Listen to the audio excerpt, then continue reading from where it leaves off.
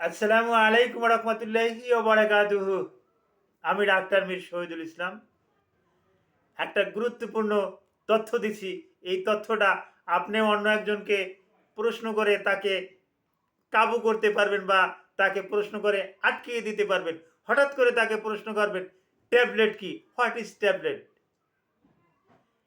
ট্যাবলেটের অর্থ হলো ফার্মাসিউটিক্যাল কর্তৃক ফার্মাসিউটিক্যাল কোম্পানি কর্তৃক আবিষ্কৃত ক্যাপলেট, অর্থাৎ উপরে ক্যাপ নাই, এর ভিতরে কোটিং থাকতে পারে, সুগার কোটেড থাকতে পারে, অ্যান্টারিক কোটেড থাকতে পারে, আরও বিভিন্ন রকমের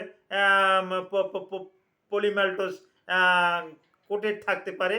এই কোটেড যুক্ত এই ক্যাপলেটকেই ট্যাবলেট বলা হয়, যার ভিতরে অন্যান্য অ্যাসিপেন্ট যুক্ত থাকে। Thank you all.